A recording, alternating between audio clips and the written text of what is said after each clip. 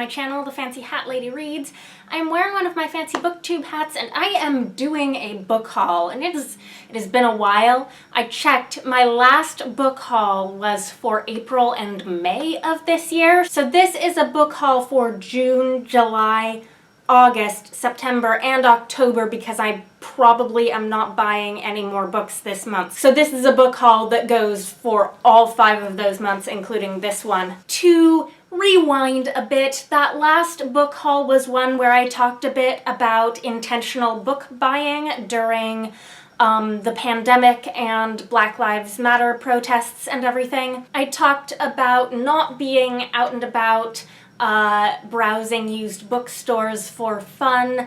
I also talked about swearing off a book outlet, and I also talked about supporting my local indie bookstores by ordering books from them. And a note that I think I ended that video on was the realization that I had not, in those 2 months, purchased books from any Black-owned bookstores because I was unfamiliar with the Black-owned bookstores in my area, and I provided a link to a list I had seen circulating online of Black-owned bookshops across the United States to help you find the stores in your area that you can support. So as a direct result of that and the realization that June was Pride Month, I decided I wanted to purchase some books by queer Black authors from a Black-owned bookstore, and I ordered these 3 from the Lit Bar bookstore on Bookshop.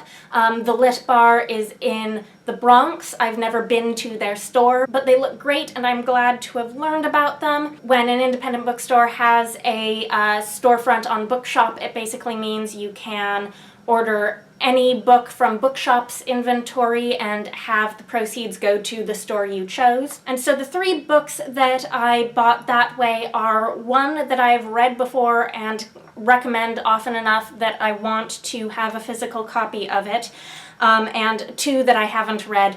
The first, the one that I have read before, is An Unkindness of Ghosts by Rivers Solomon. This is a generation ship science fiction novel that I think a lot of people in SFF circles have talked about and are familiar with, but it's one that I do recommend. And I feel like it's a book that I'm going to want to come back to and reference in the future, if not reread it entirely. Next is Freshwater by Akwaeke Emezi. This was Emezi's debut novel. It is an adult novel. I did read and absolutely love their more recent young adult book, Pet. I am scared about this one because I know it's going to be really heavy, but I did want to own it because I will want to read it someday. I just know that I'm going to have to be in like a good frame of mind in order to get around to this book, and I don't know when I will ever be in a good frame of mind again, but someday I am optimistic. And then the 3rd book in this order for me was Queen of the Conquered by Kacen Callender.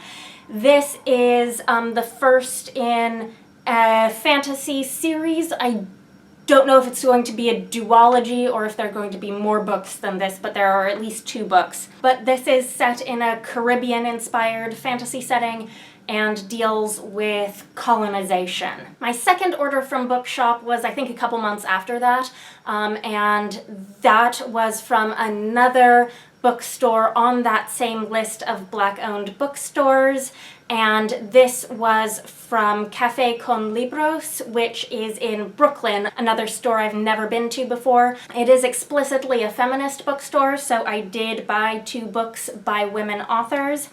The first is one that I added to my TBR when I saw it recommended on a panel during virtual ConZealand.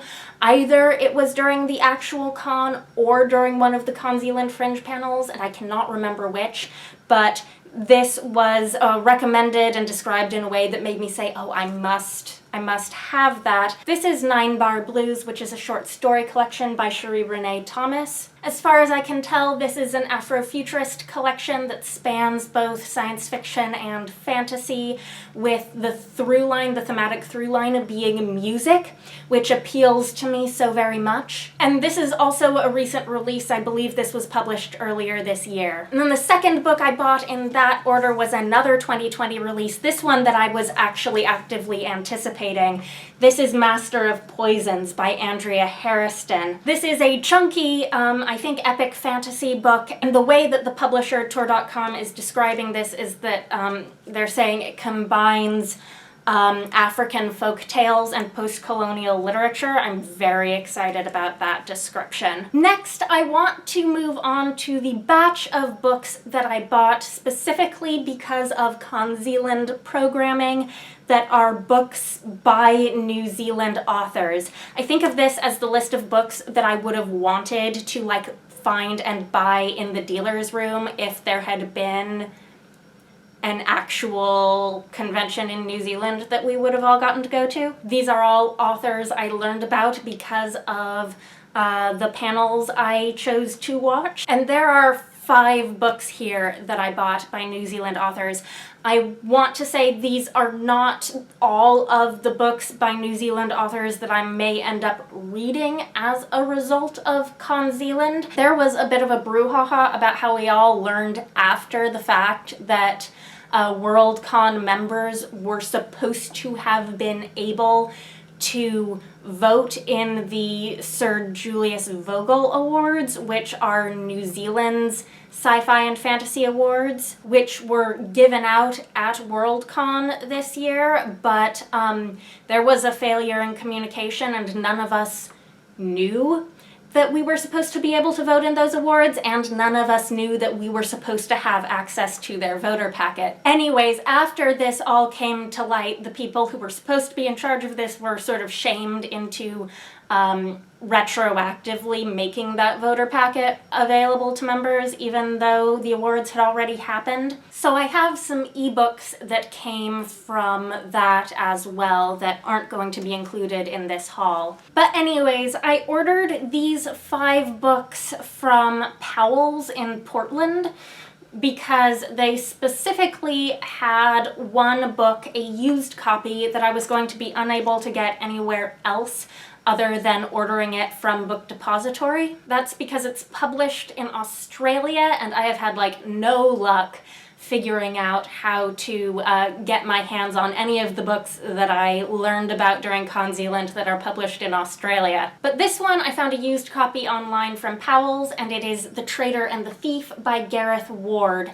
This is not one that I actually heard discussed on any of the panels, but the sequel to this book, the title of which I'm blanking on, won the Sir Julius Vogel Award for Youth Literature. And so I looked into the series, and it is like steampunk middle grade, and it looks incredibly fun. Also, I didn't know when I ordered what condition the used copy that they had was going to be in, and it's in like perfect, like new condition, so I'm happy about that. And then I ordered the rest of these books in the same order to get over the threshold for free shipping. So these are all also from Powells. The first is one that I am so excited about, like so irrationally excited about. This is The Voyages of Cinrak the Dapper by A.J. Fitzwater.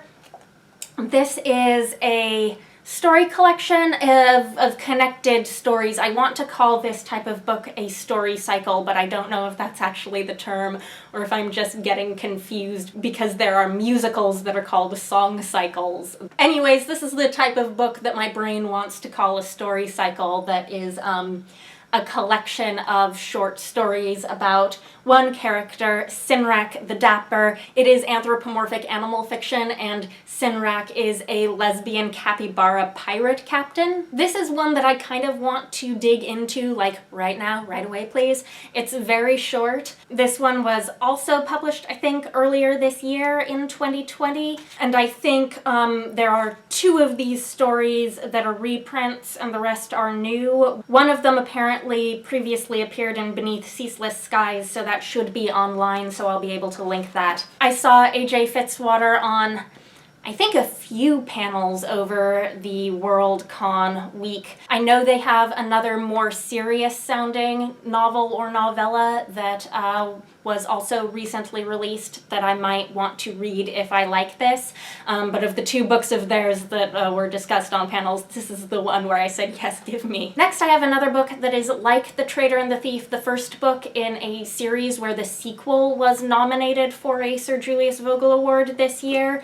This is The Lord of Stariel by A.J. Lancaster, and this series looks just so extremely enjoyable. It looks like fantasy of manners, fae romance, and I could use some of that. The cover is beautiful. I think this series is self-published. The cover even has these little tiny, like, plumed hats on the side. I don't know if you can see the tiny plumed hats.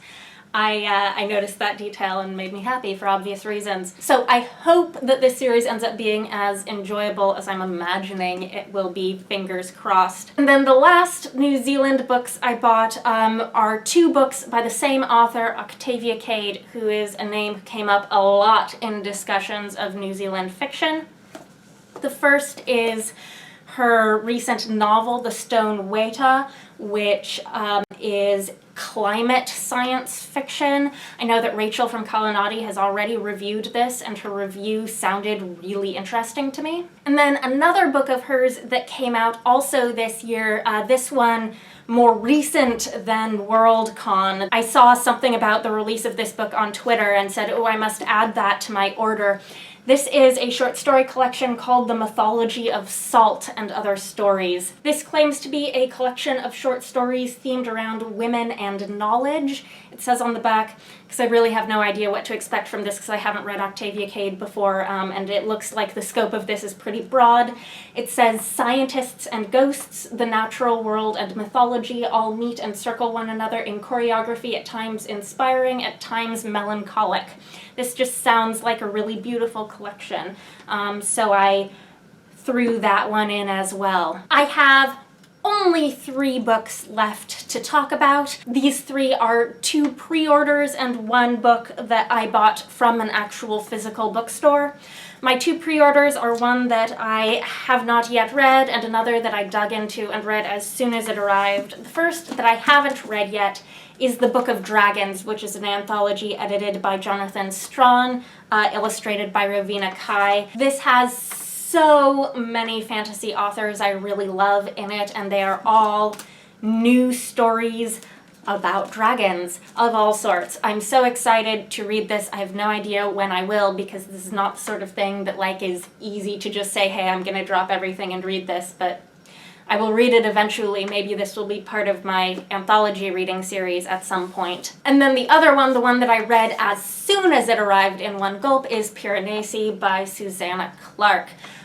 This was exactly what I needed when it showed up last month. I've been having such a hard time reading anything in recent months, and this just is compact, and it does its thing, and it's mysterious, and it's very much my cup of tea. I swear I will eventually talk about this in a wrap-up. And then the last book I bought at a physical bookstore was an impulse purchase. I had to go to Strand in person to grab a birthday gift for a friend.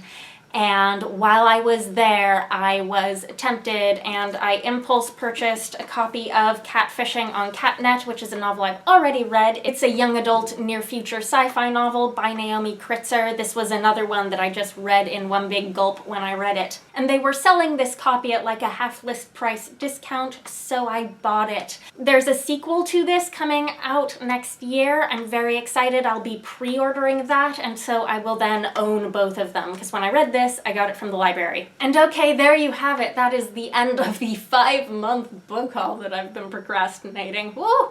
Let me know what you think of these books. I hope you too are thinking of supporting indie bookstores. Anyhow, I hope you're having a nice day. That is all. Bye for now.